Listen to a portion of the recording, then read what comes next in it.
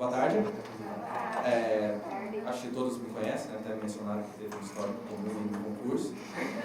Eu sou Fernando, sou defensor público, defensor auxiliar do Nudigi. E como proposto no convite, a gente vai conversar um pouco sobre o depoimento especial, a atuação da Defensoria Pública, e com enfoque na parte judicial, isso eu vou deixar mais a fala da criança, a tomada de depoimento da criança, que a psicóloga Zirene, que é a psicóloga do tribunal aqui, vai abordar mais isso. Eu quero fazer uma parte introdutória, de onde que surgiu isso, a razão dessa preocupação, qual que é o estado da arte atualmente, e ler alguns pontos assim, mais práticos da atuação da Defensoria Pública.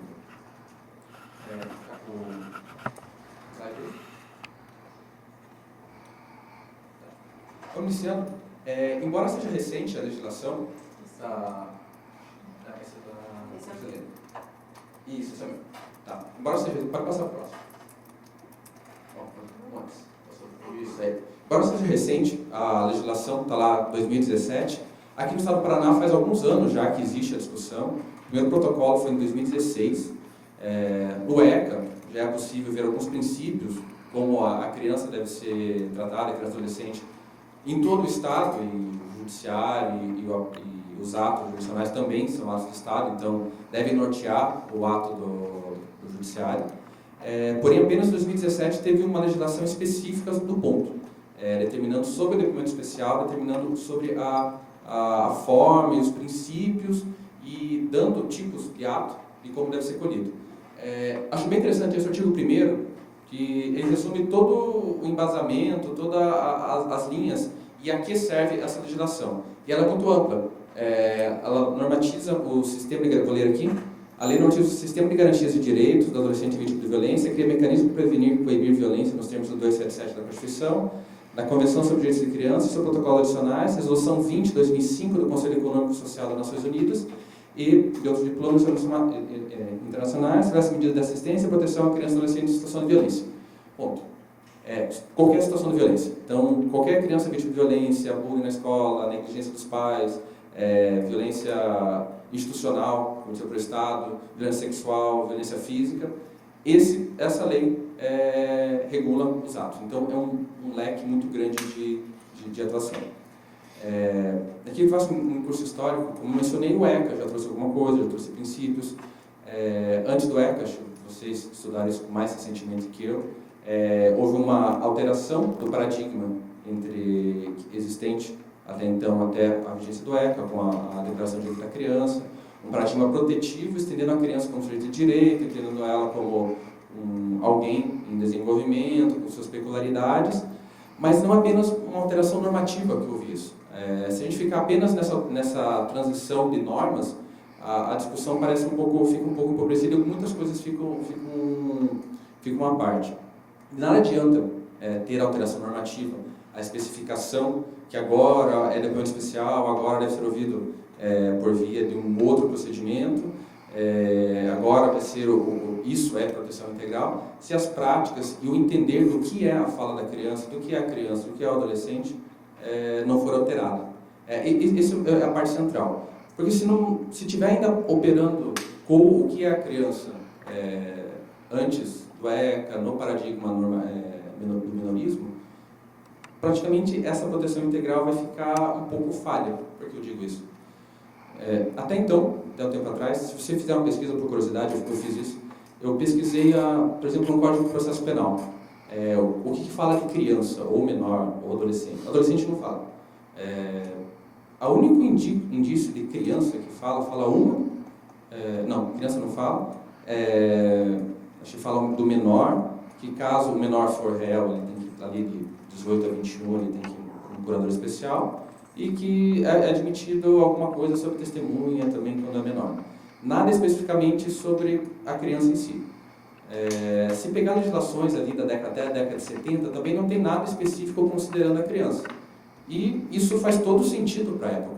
Isso faz todo sentido para aquela situação, para aquele pensamento que havia, pois, diferente da psicologia, que acho que deve fazer uns 100 anos, mais ou menos, que entende-se que a criança tem um pensar diferente, tem uma expressão diferente, vê o mundo de um modo diferente, a linguagem da criança tem um outro lugar como expressa, o direito, isso agora que começamos a operar dessa maneira.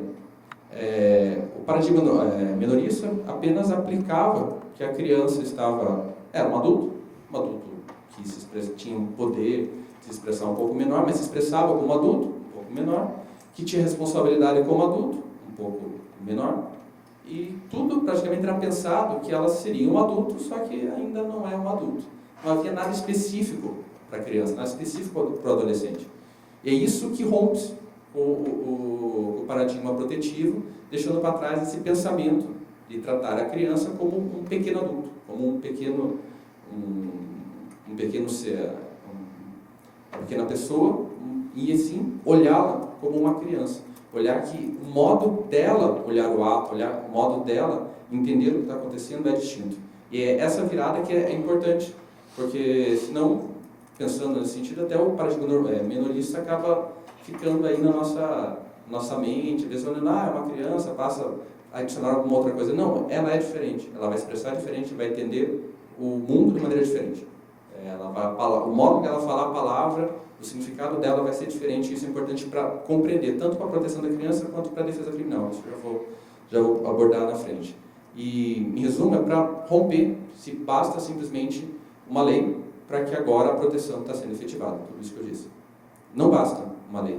É necessária a implementação de práticas para que essa lei atinja o objetivo dela. A lei de 2017, essa apresentada, a nível federal foi a primeira que teve, como eu falei aqui no estado do Paraná, a discussão já está um pouco avançada, mas é a prática, a implementação disso, é a prática do atendimento da pessoa, tanto no aparelho de reprodução do Estado, quanto no sistema de justiça, é essa prática que faz a diferença, essa prática, esse olhar distinto da criança. Pode seguir um pouco para frente? Quando eu li isso aqui, isso está na resolução 20 da ONU. Só a primeira, que deu a outra pulo, mas o 7A, assim, é a obrigação dos Estados-partes, né, reconhecendo que as crianças vulneráveis requerem uma proteção especial adequada à sua idade, seu grau de maturidade e às suas necessidades especiais.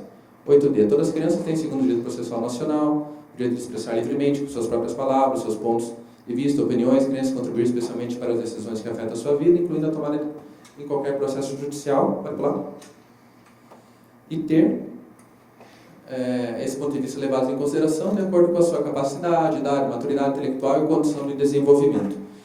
Isso está no texto, não precisa se preocupar, que eu compartilhei já com a diretora Flávia. Esse ponto parece óbvio. Vamos deixar a criança falar, considerando sua idade, considerando sua capacidade. Porém, isso não é óbvio se a gente simplesmente deixar de considerar que a criança tem um modo distinto de agir e deixar simplesmente que as normas, a lei, deem conta por si só. Então, cada atuação, cada contato que o defensor, tanto na infância quanto na defesa criminal tiver, deve se recordar disso, deve se recordar que aquela criança vai ter um modo dela de enxergar o fato que ela está narrando ou que ela está sendo testemunha que sofreu ou que viu. Pode seguir. Tá, agora eu vou falar um pouquinho do protocolo aqui do Estado do Paraná. Como mencionei, foi em 2016 o primeiro protocolo que teve aqui assinado. Teve uns parâmetros para a escuta da criança e adolescente, especificando a questão da evitar a tomada de depoimento desnecessariamente. Tudo isso já em 2016. Com o advento de 2017, foi renovado esse protocolo, foi aberto novamente para discussão. A gente contabilizou, eu acho, umas 500 horas, mais ou menos, muitas e muitas horas, envolvendo Tribunal de Justiça, Ministério Público, Defensoria Pública, Secretaria de Segurança Pública, depois, pelas tantas, foi a Associação de Conselhos Tutelares, OAB, Tribunal de Justiça, pelos mais vários órgãos, Corregedoria, Consige, enfim, foi muita gente. Secretaria de Saúde também participou. Enfim, e continua essa integração, continua esse ato. Tem hoje, na Secretaria de Justiça, que até é aqui nesse local, que é a sede, está promovendo uma força-tarefa Infância Segura, de que dentre as várias braços, vários grupos de trabalho, tem um para regulamentação estadual desse decreto. Então é um assunto que já estamos, aqui no Estado do Paraná, há alguns 2006, estamos há 4 anos já tratando sobre ele. E tem um decreto federal que foi regulamentado essa lei, que também está no material que está disponibilizado, bem detalhista e conceitual sobre o que é o depoimento especial, o que é a escuta especializada, ou quais são os atos necessários, indicando alguns procedimentos necessários também para atingimento do fim da lei. Tudo no sentido de ser implementado, ser estruturado, que os serviços existam de modo adequado, e não apenas formalmente na forma da lei. Trago aqui alguns princípios que foram tomados, isso está no documento, mas quero aqui resumir, porque são os princípios orientadores, que normalmente o princípio é aquela ajuda que quando a gente não entende exatamente, não sabe exatamente como decidir, talvez a gente dá uma luz de qual é o melhor caminho a ser adequado. Princípio da proteção integral, melhor interesse, eu vou deixar de lado porque isso pode ser tudo, né?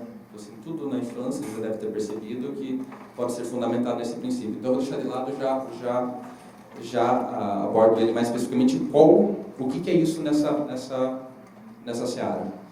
Intervenção precoce e atualidade. A lei, quando foi institucionalizada, ela previu, como regra, que as crianças vítimas de violência sexual, ou qualquer criança vítima de violência até 7 anos, vítima ou testemunha, sejam ouvidas de modo precoce, atual, em sede, como regra, de antecipação de prova, como se fosse uma antecipação de prova. Eu entendi aquilo como uma cláusula legal que fundamenta a antecipação de prova. Há uma série de críticas, principalmente na área do processo penal, se isso seria fundamentado, se é necessário ter uma fundamentação concreta. Porém, eu, olhando na prática de mais de 300 ou 400 processos que eu fiz na instrução, a fundamentação é muito simples. Quando abaixo de 7 anos, a estrutura da memória, linguagem, expressão da criança, não é a que a gente tem. Eu faço um teste, pense em, conte um dia seu quando você tinha 5 anos de idade. Acho que dificilmente vocês vão se contar do modo como vocês contam como foi assim, uns 10 anos atrás. Você vai lembrar, assim, vai faltar palavras, vai ficar um buraco ali na história, porque é o modo da criança narrar a vida dela. Não é porque você esqueceu, mas é porque você tinha um outro modo de pensar o seu cotidiano. Por isso a importância da atualidade, por isso a importância da prova ser logo após o ato quando é criança. Na violência sexual, não quero falar muito, até para não incorrer, tem toda a questão do trauma, da dificuldade, de como é difícil ela falar. Até tem uma discussão se às vezes tem um tempo ótimo entre a ocorrência do fato, ela narrar para alguém de confiança, para um professor na escola, e depois ser ouvido em juízo, se às vezes muito próximo, talvez atrapalhe, mas muito distante, também atrapalha por uma questão que normalmente essa espécie de violência ninguém gosta. A vítima não gosta de ficar recordando, então fica lá numa caixinha dela, de coisas a não ser lembradas. Quanto mais tempo demorar para falar isso, como é uma questão muito íntima, que naturalmente as pessoas não verbalizam, não colocam palavras nela, vai ser prejudicada a memória dela, porque não vai ser lembrado, não vai ser verbalizado. E isso a gente percebe até naquela vítima que fez, logo após o ato, terapia, qualquer um, ela consegue falar melhor, porque ela colocou palavras naquilo. Mas isso não é a regra da quantidade de vítimas.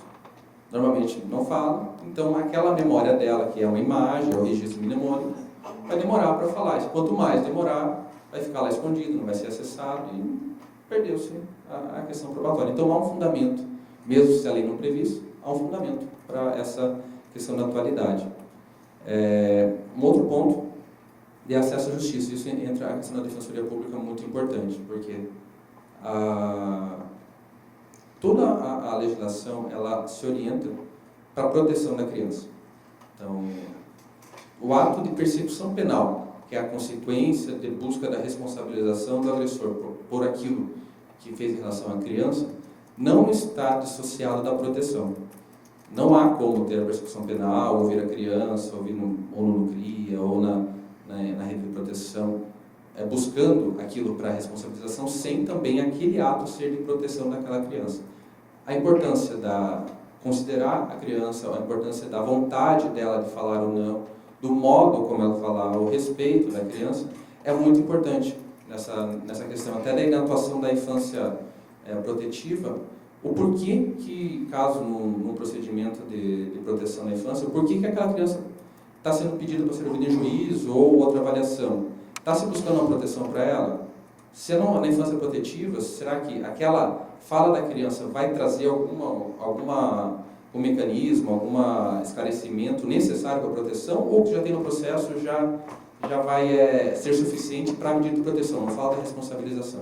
Esse questionamento tem que estar na parte de todos os atores, Defensoria, Ministério Público, Judiciário, e nós, caso estivéssemos atuando na defesa da criança, em algum momento, na infância civil, isso deve orientar a atuação.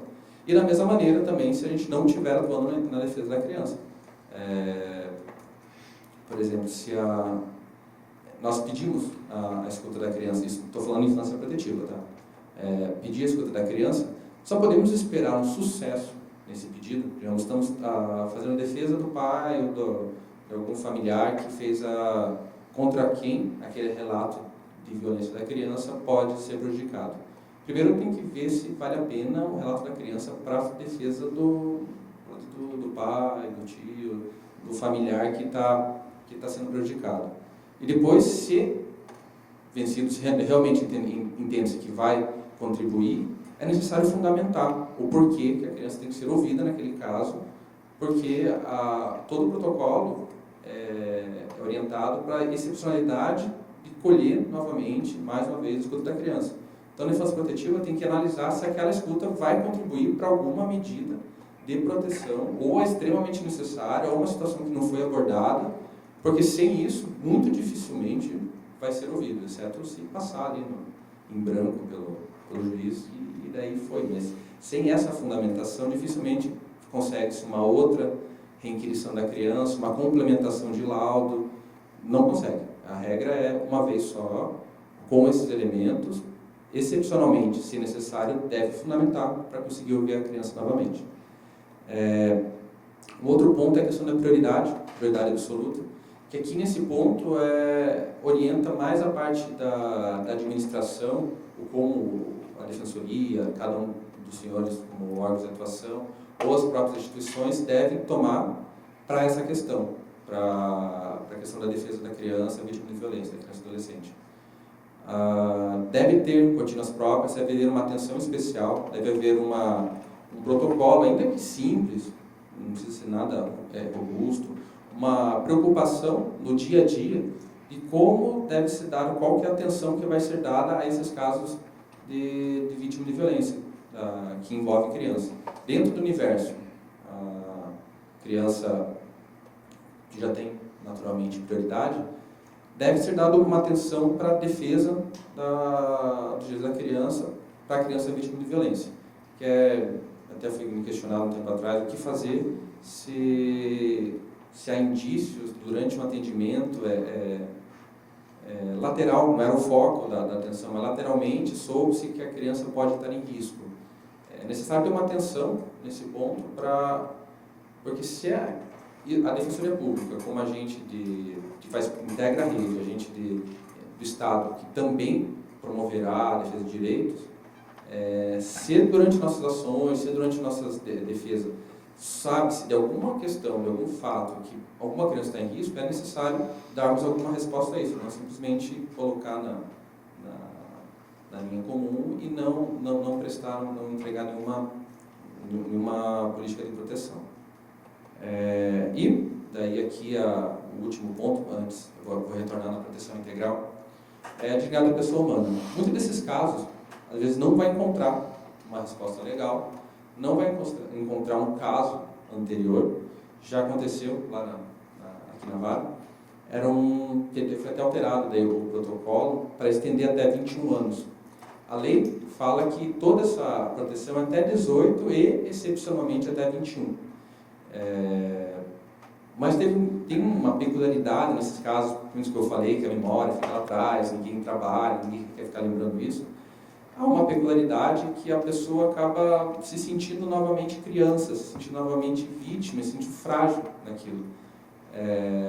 E com fundamento, eu entendo, eu concordei até porque eu acho que seria impor um tratamento indigno à vítima, não permitir que uma vítima maior de 18 anos fosse ouvida da mesma maneira que é ouvida uma vítima menor de 18.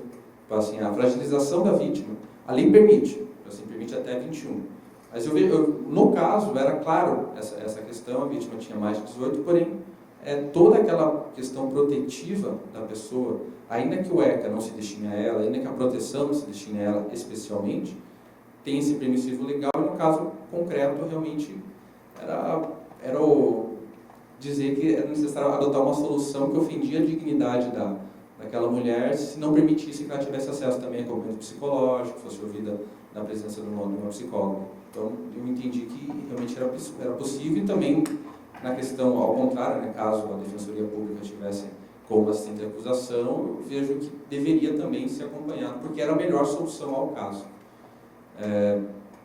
Retomando, pode passar ali para o próximo, que eu falei deixar a proteção integral um pouco para o último, porque tem algumas especificidades aqui, que quero ser bem direto e objetivo.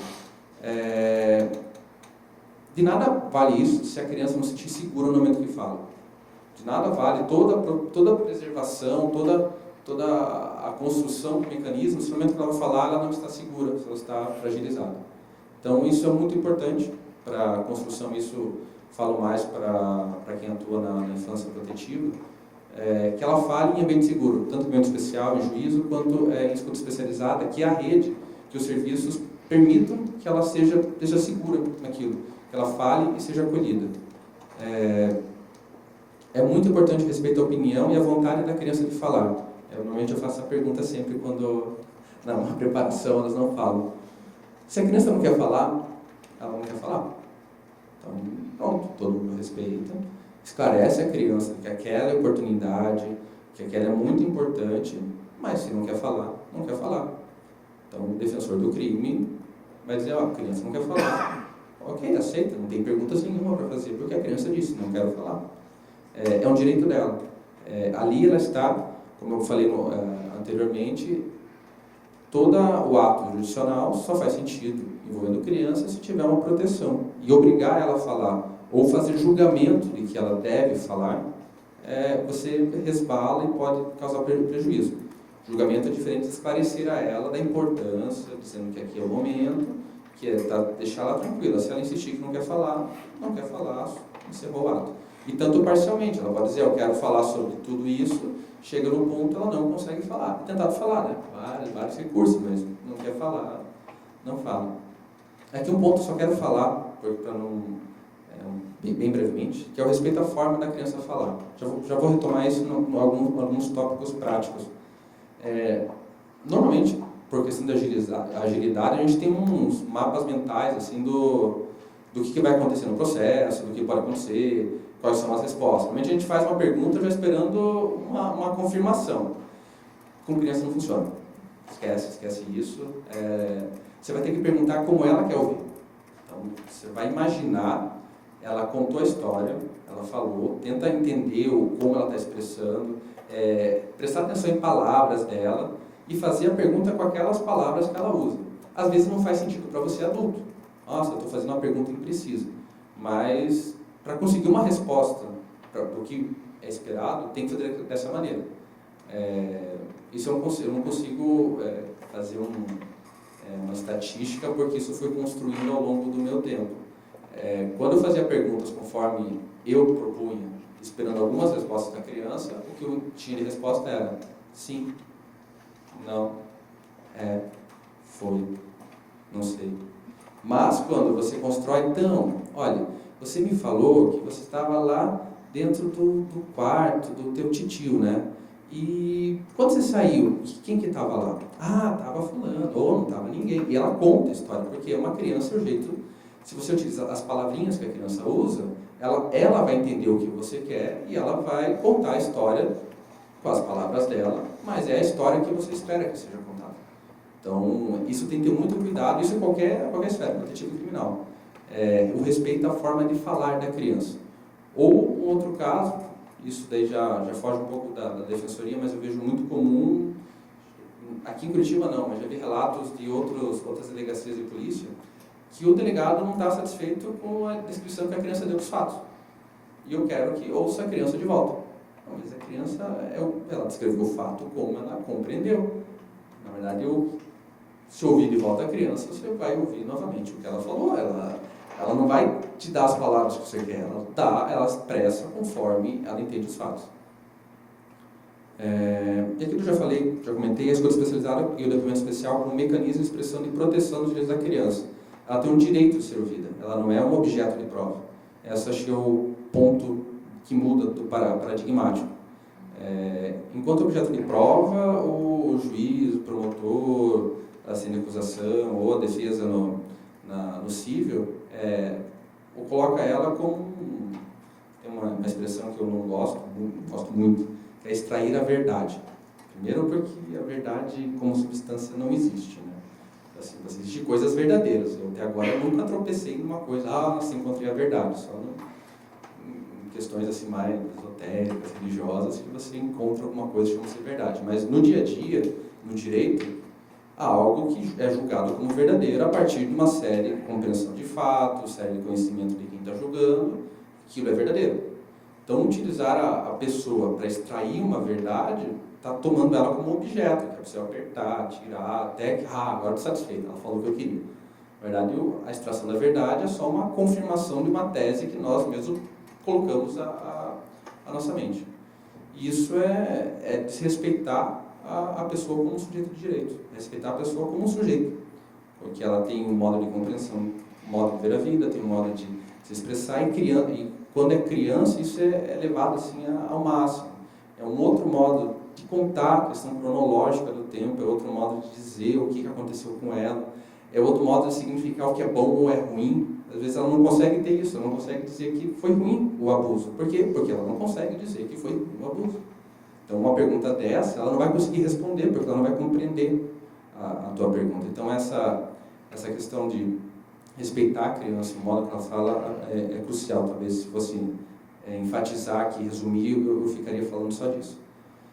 Vamos para a próxima, então, só para encerrar. Isso.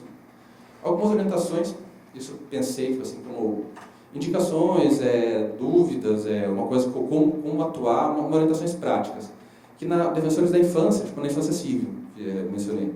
Então, no dia a dia, algumas coisas assim, que envolvendo isso, como agir, eu elenquei aqui 3 pontos, mas isso existem milhares. E também nesses 3 são os principais, só elenquei 3 como proposta de trabalho. A escuta especializada e o especial deve ser orientada à busca de uma ação protetiva à criança, sempre. Sempre que vai ser ouvida a criança, quer escuta especializada, quer quando é ouvida pela rede ou pelo Nucria, ou quando é ouvida em juízo, tem que estar vinculado à entrega de uma proteção para a criança. Nem que seja em juízo lá, a gente, feito bastante, perguntar para ela como ela se sentiu. Isso é mais atuação jurisdicional, mas na rede os senhores podem articular e verificar se isso ocorre. Na defensoria deve focar mais na questão da rede. Que aquela escuta da criança não tem um fim nela mesma. Deve-se buscar uma proteção para ela, inclusive na escuta. O ambiente, o modo de expressão, quem acolhe deve proteger, e a criança deve se sentir protegida. E essa proteção deve seguir em cada vez que a criança tem contato com a rede de proteção ou com o sistema de justiça. Algo importante, não mencionei muito, mas a criança praticamente fala, tem 3 nomes que dá para falar da criança. A primeira fala, quando ela chamada revelação espontânea, que é quando ela conta. Normalmente é para alguém de confiança dela, no ambiente familiar, ou no ambiente que ela se sente segura. Por isso a importância de construção de um ambiente seguro para que ela fale. Ela vai falar para a professora, vai falar para a cantineira, ela vai falar para aquela tia da igreja que ela vai toda semana. Essas pessoas que ela se sente segura, ela vai lá e revela. Ela deve ser significada como início de uma ação protetiva, que pode, como consequência, levar a uma persecução penal. Não sei se ficou claro a minha proposta. Cada vez que a criança fala e leva e há um indício de violência, o centro é construir uma proteção para ela. Não significa inibir a responsabilização penal, mas toda a política local de proteção deve estar orientada para que, quando chega aquela notícia no CRAS, no CREAS, seja disparado o sistema protetivo para a criança. Então, nada, não precisa. Assim, se alguma vez escutarem que o CREAS não pode fazer nada, porque ainda não foi a criança ouvida no CRIA, não foi ouvida na delegacia, estamos aguardando o juiz decidir, isso não é motivo para impedir, para obstar qualquer política protetiva. Se tem uma notícia de que a criança está sofrendo alguma violência, e essa notícia está formalizada, foi encaminhada, com base nisso, deve-se iniciar a articulação de rede para entregar uma proteção para essa criança. Se necessário, pelas vias judiciais também. Então, não é preciso aguardar o resultado criminal, ou, então vamos esperar o Ministério Público denunciar ou não denunciar, porque se ele não denunciar, significa que não aconteceu nada. Se ele denunciar, é porque alguma coisa aconteceu. Não, tudo errado. Denúncia, não denúncia, investigação, tem umas outras lógicas, outros objetivos, e a proteção deve seguir com a sua rotina. E aqui, daí o Marcelo já falou bastante, né? Necessidade de articular-se junto à rede de proteção, CRAS, CRES, rede tutelar, para conhecer e compreender os serviços e instrumentos existentes e como esses podem ser organizados para promover a proteção à criança e adolescente vítima de violência. Nada basta conhecer a lei se não conhecer a realidade que existe no local. Então é necessário conhecer a realidade, como que atende, para, como agentes da atuação da Defensoria Pública, poder indicar como deve realizar, a qual serviço. Existe um serviço, existe alguém de referência, existe uma unidade, um local de referência, alguém que é possível conversar. Isso só vai chegar ao conhecimento dos senhores se conhecer a rede local. Pode passar? Para defensores do criminal, que porventura tropecem nessa matéria, tropecem nessa questão, e estão fazendo a defesa do agressor. A defensoria é ótima, né? Consegue fazer os dois lados. Eu lá, acostumado com a defesa criminal, quando vou fazer assistência da acusação, é uma coisa assim, tormentosa. Eu falei, compreender a fala da vítima, utilizar palavras dela para perguntar. Então, como eu mencionei, no momento ali do depoimento, isso envolve, é uma questão muito importante, já me questionaram várias vezes, como consegue fazer a defesa, isso depois eu comento, né? Mas o outro é o que perguntar, o que falar, o que eu questiono.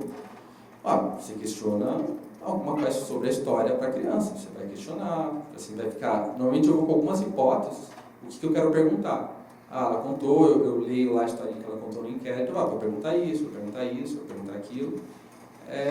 E tento ali, conforme a criança for contar para mim, o jeito que ela conta a história, é o jeito que eu vou fazer a pergunta, para conseguir ter uma fluidez, não ter uma solução de ruptura na fala. Que é a pior coisa, se rompeu, primeiro porque o defensor criminal é apresentado como defensor do agressor dela, né? Então não dá para esperar nenhuma simpatia da criança em relação a você. Aí você chega falando diferente dela, e colocando, e questionando, e colocando em dúvida alguma coisa que ela falou, a chance dela unicamente confirmar, até não é criança só, que adulto normalmente entende o que é o processo, o que está fazendo, o que é o juiz, tem uma noção de, eu posso ficar 10 minutos aqui sentado falando, e de boa, alguns pelo menos. Já a criança quer sair dali, se for um ambiente hostil, o máximo possível. E se você faz uma pergunta para alguém, pensa o senhor, se quer ficar num local e só vai sair dali quando terminar as perguntas, que tipo de resposta vai ser dada?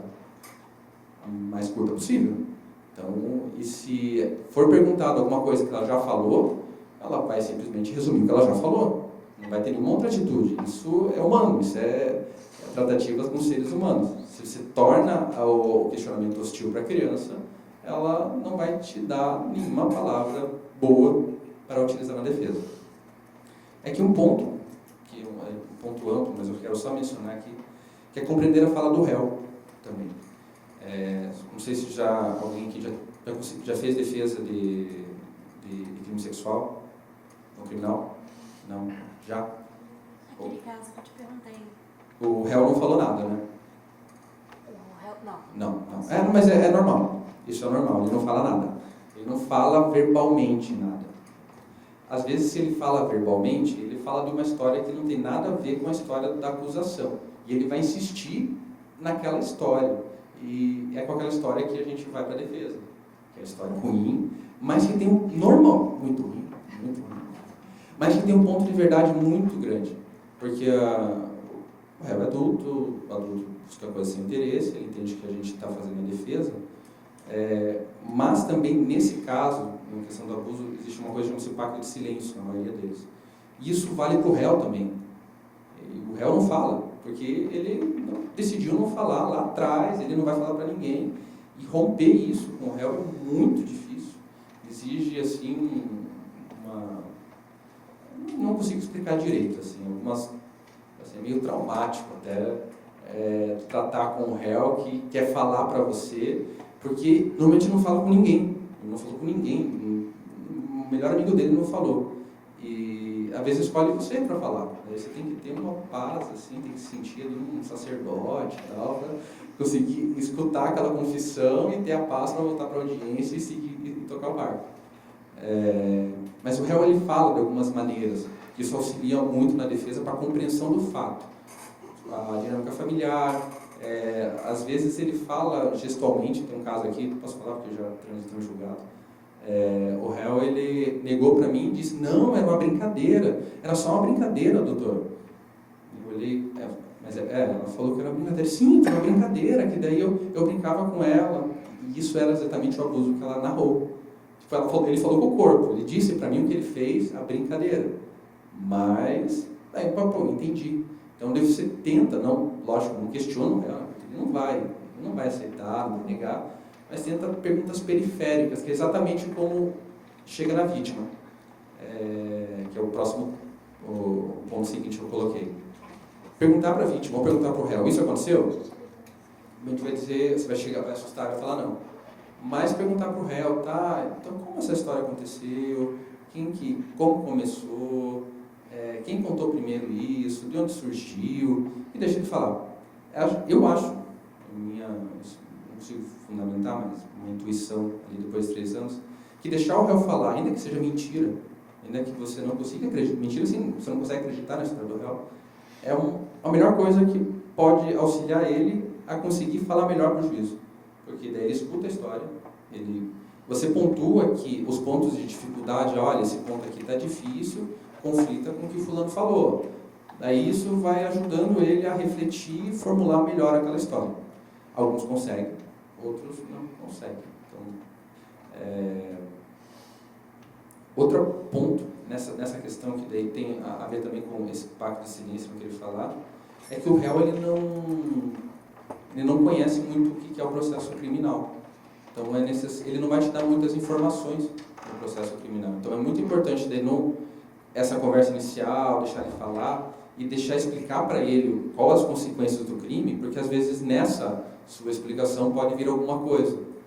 E tudo isso está falando por quê? Porque no momento da audiência ali, da prova que a vítima está sendo ouvida, se não tiver essas informações, essa conversa com o réu, ainda que seja nessa conversa, o réu contou uma coisa que você sabe que não aconteceu, mas dá muitas informações verdadeiras, muito dificilmente vai conseguir formular alguma questão para a vítima que possa auxiliar ainda que na dosimetria da pena, ainda que ou afaste parcialmente a acusação. Por quê? Questionar na defesa criminal diretamente sobre o fato e começar esse questionamento, para mim, acho uma furada. Porque a vítima já falou isso. Então, a chance dela vir alguma informação positiva que vai utilizar já na defesa é ruim. E um outro ponto. Normalmente, quando insistentemente questionado, há um indício de que não se está acreditando na pessoa. E isso pode vir a ser prejudicial para a criança, adolescente, que está sendo submetida àquele ato. Tem um questionamento, nós estamos fazendo defesa só do acusador, mas eu não vejo utilidade para a defesa criminal essa espécie de formulação direta sobre o ato, questionado incisivamente a vítima. E sim, uma formulação tangencial, questionando sobre qual é a rotina, o que ela fez antes, o que ela fez depois, o que ele falou, como que ela contou, quem estava na casa, como que era a casa, que período do dia que era. E se vier algumas informações que são úteis, aí vai ingressando na questão do fato. Se vier algumas informações que apenas corroboram o que ela falou, simplesmente não adianta avançar ali, porque não vai ter nada benéfico para a defesa criminal. E é um modo que no meu julgar, que protege a vítima. Porque ela falar da rotina do dia, falar quem estava na casa, não é agressivo a ela. Mas ela, mais uma vez, evidentemente, falar sobre a acusação, isso pode causar algum dano, e eu não vejo nenhuma e uma utilidade para o processo, essa espécie de questionamento. Já mencionei que nunca se opor à criança e adolescente, então naturalmente eu percebo que já tem uma resistência porque nós somos o defensor do réu, o defensor do agressor, o defensor do fulano, então já tem uma resistência para falar, então se opor é pior ainda. E um ponto, daí isso posso ficar aberto depois para conversas, o porquê que eu mencionei aqui, compreender que todos nós somos seres humanos. Na defesa criminal isso é muito importante. É preciso organizarmos o que a gente está fazendo, qual que é a questão que está envolvida ali, como que pode se dedicar e saber que como humanos a gente tem um limite. Que você só vai saber quando aquele limite bater em você. Que você vai olhar a situação e falar, esse caso eu não consigo. É raro acontecer isso. Eu, em 300 e alguma coisa processo, não aconteceu. Eu olhei e falei, não dá, não tem como, é impossível, é desesperador. Não dava, eu não conseguia estar assim, numa posição de defesa frente àquele fato. E esse ponto na defesa criminal é muito importante quando envolve essa espécie de crime, que tem um apelo emocional, tem uma questão muito íntima envolvida, cada um tem a sua história. Saber a posição que se está para conseguir realizar uma defesa efetiva é muito importante. Porque é apenas nessa posição que você vai conseguir desenvolver seu trabalho. Tanto em benefício do réu, benefício para ele, quanto não se perder nessa questão com a criança, nessa questão com a própria vocação, a vocação que a criança faz quando está falando, quando está narrando os fatos. Então, esse ponto do que fazer, qual o seu limite, como se organizar, como se firmar naquela defesa é muito importante. Isso é desenvolvido ao longo do tempo. Eu sofri bastante já, tá? Já. Às vezes, depois da audiência, eu vou conversar com a equipe de psicologia, faço ali uma microterapia já. Mas que é muito importante esse limite. Pois senão não consegue desenvolver um trabalho de qualidade. Eu não falo aqui, isso jamais deve ser interpretado como eu não consigo fazer. É difícil, como qualquer trabalho da vida, envolve criança, é difícil fazer. Isso é natural, né? Porque é difícil. Mas há questões humanas que é muito importante nós nos olharmos para conseguirmos encontrando esse limite, encontrando esse ponto que é até ali, eu sou até ali, dali para lá eu não consigo mais permanecer. Porque encontrando esse limite a gente consegue organizar, fazer um trabalho de qualidade, organizar a defesa e ter orgulho do que a gente faz. Tanto para o réu, né, conseguindo um benefício, quanto saber que estamos pautando e fazendo um trabalho de qualidade. Enfim, é isso. Os pontos, eu passo a palavra para a Joselina para não tomar mais o tempo dela, mas ela aproveite muito a apresentação, que com certeza será muito produtiva para o trabalho dos senhores.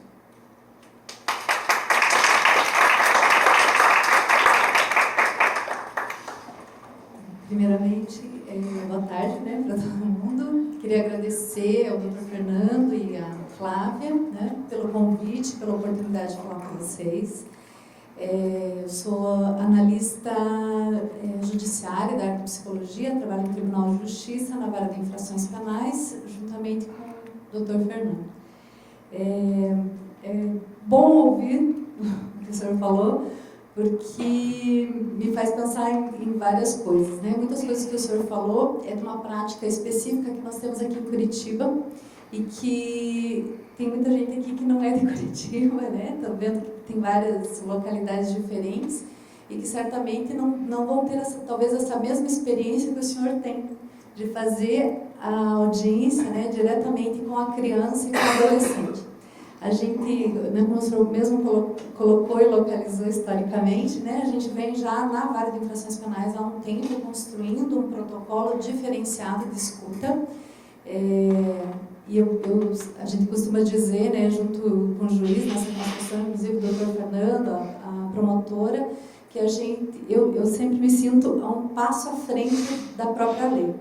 Por quê? Porque nós temos um protocolo em que o doutor Fernando, por exemplo, enquanto defensor, consegue perguntar diretamente para a criança, em alguns casos, não em todos. Mas é uma oportunidade que eu diria que, atualmente, com a lei, é uma oportunidade basicamente única. Mas as coisas que ele falou, elas encaixam muito no sentido de a gente se atentar à forma como a criança ou o adolescente se expressa. Porque isso que ele falou, e às vezes a nossa dificuldade em fazer o depoimento especial e estar sendo acompanhado, né, ao mesmo tempo na sala de audiência, é que quando a gente abre para as perguntas, e a gente agradece quando é o Dr. Fernando, porque ele sabe o funcionamento justamente já da criança e já respeita isso. Os outros advogados, a gente tem uma dificuldade, porque eles, como não entendem como a criança, esse desenvolvimento da criança, eles às vezes fazem perguntas que a gente já sabe que a criança não vai conseguir responder. Porque o Dr. Fernando já não faz mais, porque ele aprendeu ao longo do tempo, né? A gente vem justamente nessa construção, até pelas próprias perguntas que ele ia fazendo no decorrer das audiências que foram acontecendo com ele acompanhando, que a criança realmente não tem, não é que ela não quer responder, ela não tem condições, por conta da fase do desenvolvimento que ela está. Então, eu coloquei aqui um pouquinho, só volta nessa primeira, porque quando eu vi o tema como estava escrito, eu já fiquei em uma pequena crise, né? Porque escuta qualificada de crianças e adolescentes. Depoimento especial eu só simplifiquei ali, e repercussões na esfera protetiva e criminal. Porque a escuta qualificada, na realidade, e eu fiz uma distinção em função até disso, porque a escuta qualificada não é o que a gente vai fazer no parte do tribunal, mas é o que se faz no momento anterior. Então, eu me sinto mais à vontade para falar sobre a questão do depoimento especial mesmo, mas justamente fazendo essa diferenciação, que a gente sabe que em outras comarcas nem a questão da escuta qualificada ainda está devidamente organizada, nem em Curitiba, né, na realidade. Se a gente pensar, tem alguns problemas ainda acontecendo aqui mesmo em Curitiba. Tá? Pode seguir, por favor. Então, assim, né, eu vou passar algumas coisas mais pulandinho, porque o doutor já tratou, então eu vou só refrisar, né, sobre a lei, a questão que ela trata da violência física, psicológica, sexual e institucional. Institucional é o que, por enquanto, pelo menos na nossa vara, menos aparece, né? Por hora. E até porque, se a gente pensar, às vezes a violência institucional é o que nós mesmos estaríamos fazendo dentro do tribunal. Quando a forma como se pergunta para essa criança está indo além do possível dela. Por quê? Porque ainda existem formas de se perguntar para a criança que não respeitam a fase de desenvolvimento dela e nem o fato de que ela não quer falar. Então, isso para mim já é uma violência institucional. E, infelizmente, a gente vê. E se pensar, até recentemente, se a gente pegar as audiências mais antigas, né, doutor? A gente, ouvindo as audiências, quando a gente... por uma situação ou outra, veio lá para o setor de psicologia para a gente fazer uma análise. E vem e a gente escuta aquela criança sendo ouvida assim: a senhora tem o que é me falar sobre os fatos? Gente, criança de 6 anos. Tipo, hello? Como é que você vai falar senhora? O senhor, que fatos? Ela não sabe. Você tem que localizar a criança. E daí se a criança não fala assim: olha, você pode falar, que ambiente e tal.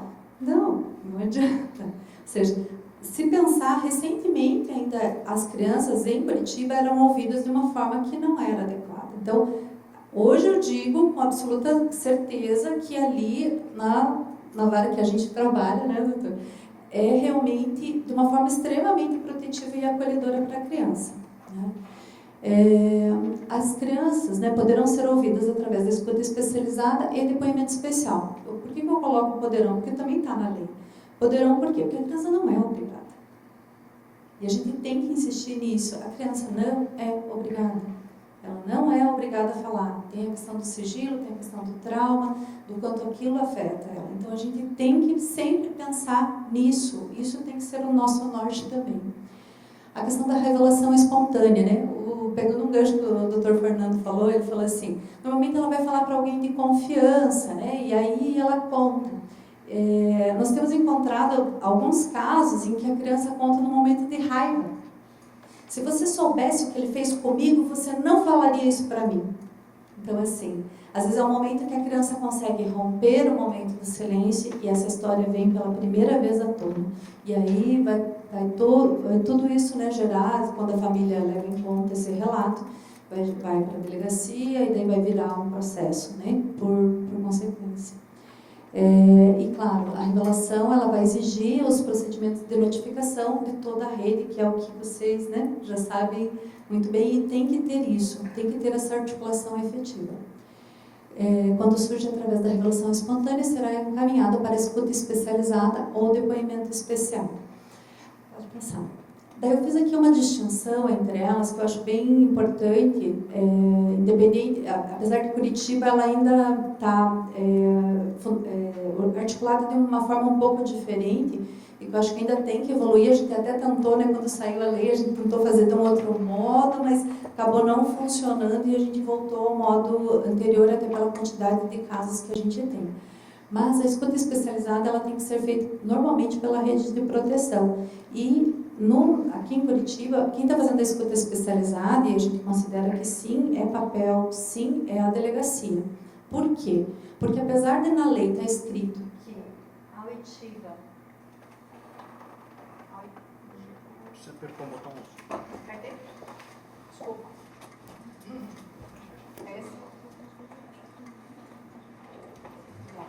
Desculpa. Então, apesar de ser falado que a criança pode ser ouvida também pela delegacia, na realidade, no depoimento especial, no Brasil, nós não temos as delegacias com um sistema de gravação, para que aconteça a questão também de ter o direito da defesa, né? Então, por isso, em Curitiba e acredito que nas outras localidades, ainda vai funcionar a escuta especializada vinculada à questão da delegacia quando tiver equipe técnica. Como a gente está falando também de cidades do interior, não são todas que têm na delegacia um profissional capacitado para fazer essa escuta, então por isso a rede de proteção é que vai fazer. E a função da rede de proteção é fazer esse levantamento, ali fala sempre o mínimo, né, na realidade, para levar para o depoimento, mas a gente sempre fala que é importante que se colete mais informações possíveis para auxiliar justamente no depoimento especial, especificamente quando for gravado, então, em juízo. Aí, uma das coisas que eu acho, a questão que é obrigatória, né, a questão da antecipação de prova, que é o que a gente faz muito, né, atualmente, tanto que a nossa pauta de audiência, de uma audiência por dia, passou para, eventualmente, 6 por dia, né, que a gente quase fica assim, meio maluco, e o juiz começa a audiência dizendo: hoje nós nos preparamos para te ouvir, a gente está aqui para te ouvir, viemos só para isso, desde que pensa, né, intimamente, só que não. Ela e mais 5 ou 6, né? E a gente preocupada na questão da preparação efetiva para essa criança participar da audiência. Mas, enfim, por quê? Porque o próprio juiz, nesse protocolo que foi criado em Curitiba, fez um entendimento, e para nós tudo é depoimento especial, inclusive quando a criança quer falar com o juiz. Criança ou adolescente, porque a gente sempre considera a opinião dela. A equipe técnica, o setor de psicologia sempre vai fazer a preparação da criança para esse momento da audiência. E a gente pergunta para ela: você acha que a gente apresenta a sala de audiência efetivamente a tradicional, com a mesa, as cadeiras, e nós mostramos a sala de depoimento especial, que são com as poltronas. E a gente pergunta se ela consegue se visualizar falando com outras pessoas ali. E aí, ora ela diz que sim, ora ela diz que não. Se ela diz que não, nós perguntamos se ela conseguiria contar, então, para nós do setor de psicologia. Quando ela diz que sim, nós consideramos isso e, então, indicamos o procedimento de depoimento especial, que a gente chama de isolado e monitorado. Mas é o que a maioria dos locais, provavelmente no interior do Paraná, vão estar fazendo. Mas a gente respeita, porque, por exemplo, teve uma criança de 6, 7 anos que falou assim: mas eu quero falar com o juiz. Você quer falar com o juiz? Mas o que você imagina do juiz? Eu quero saber aqueles livros grandes que ele tem. Eu falei: eu quero saber onde que ele guarda. Eu falei: tá lá na sala dele, você quer conhecer? Quero. Fui lá na sala do juiz, mostrei os livros e tal. Quando eu voltei e ia deixar ele na sala de espera, porque a audiência ia começar logo em seguida, chega o juiz justamente com um código penal embaixo do braço. Aí eu falei, você é o juiz? Daí ele falou assim, e ele tá com o livro? Eu falei, porque se estuda bastante. Então assim, e essa foi uma criança que quis falar com todo mundo junto, e a gente respeitou isso. Por que a gente consegue, o setor de psicologia, inclusive, consegue dizer, sim, nós podemos fazer um depoimento com a criança junto com os operadores do direito? Porque a gente entende que todos vocês têm capacidade de fazer a proteção necessária para a criança e fazer perguntas que sejam acolhedoras, fazer daquele ambiente um ambiente acolhedor e ainda assim vocês conseguirem fazer a defesa, né, de quem vocês estão defendendo. Assim como o juiz, assim como a promotora. A questão é que para isso acontecer, né, para que cada operador do direito consiga fazer isso, tem que sair justamente desse olhar da criança adultocêntrica para a criança, que tem lá seus 5 anos, seus 4 anos, seus 7 anos, 8 anos, 10 anos. E é como uma conversa que vocês vão ter com qualquer familiar que vocês, né, conheçam com uma idade pequena. Vocês falam como vocês falam com um adulto? Não. Da mesma forma na audiência. Então, por isso que a gente acredita muito, né, nessa questão do depoimento especial, que é algo que pode avançar a um momento, não acontecer de uma forma que um profissional faça a entrevista. Claro, nós temos técnicas para que isso aconteça da forma mais protetiva, mas a gente entende que todos vocês podem fazer em algum momento também.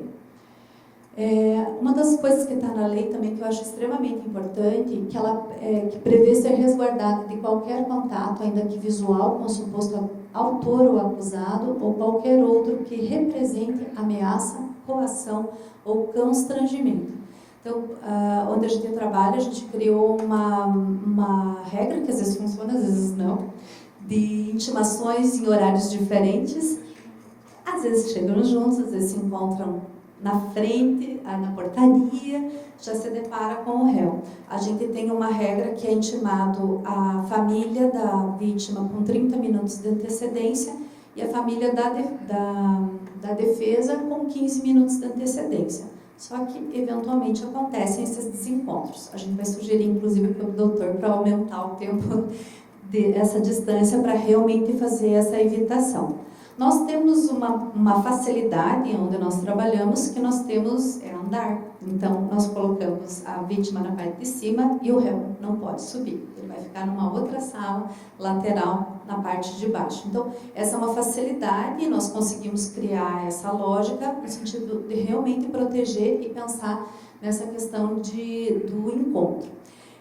Eu queria ressaltar também essa última parte, que é outro que representa ameaça, coação ou constrangimento, que a gente eventualmente, como a criança opta por falar junto com os operadores do direito, eventualmente um advogado ou outro, por exemplo, teve uma situação específica que o advogado, a adolescente estava falando, relatando o que ela vivenciou, e o advogado riu durante a audiência.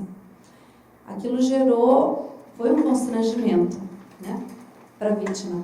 Então, assim, a questão de se monitorar nas suas atitudes durante aquele momento em que a criança está falando, o adolescente está falando, é de extrema importância, porque isso afeta, tem um efeito, né, e que, inclusive, nós vamos mudar algo lá no nosso protocolo também por conta disso, porque apesar de nós temos um manual de conduta, né, para os operadores de direito em relação à questão da audiência, que já funciona muito bem, alguns não leem, né, infelizmente.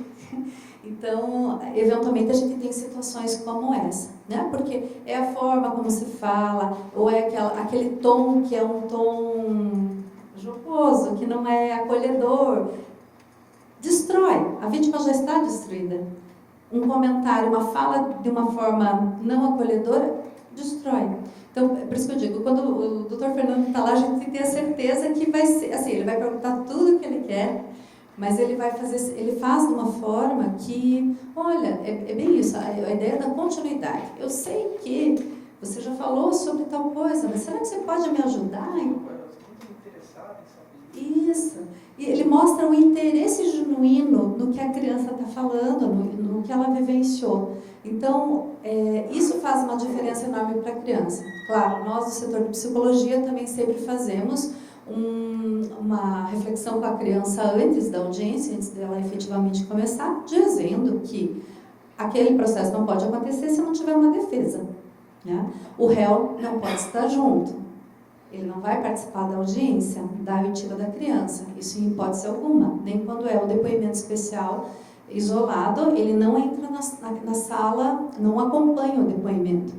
Mas a gente, então, faz desse modo que a criança, então, consiga falar, registrar, né, o que aconteceu com ela e sempre protegendo para que ela fique afastada desse contato visual. E o nosso trabalho é tal, desde o começo até a hora dela sair. Outro dia uma mãe ficou tão desesperada depois da audiência que ela ficou lá 2 horas, ela não conseguia ir embora. Daí a gente foi lá, já tinha acalmado, já tinha conversado. Daí a gente, né, eu fui lá, olha, senhora, ele já foi embora, a senhora... Não, mas eu estou com medo, Você não vai comigo no ponto de ônibus? Sim. O setor de psicologia vai até no ponto de ônibus. Por quê? Porque a gente realmente quer que essa família saia oferecendo essa maior proteção. A criança estava bem? Ela estava ótima.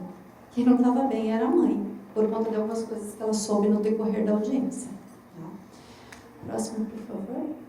Então, o que a gente faz no setor de psicologia e que talvez seja importante vocês saberem, até para, de repente, na cidade de vocês, ir construindo protocolos para quem tem, né, a equipe de psicologia do SAI, SAID, que são vinculados ao tribunal, até para vocês, de repente, construírem protocolos, né, diferenciados. A gente tem feito bastante discussão nesse sentido, mas a gente sempre faz análise das condições da criança ou adolescente para um depoimento especial.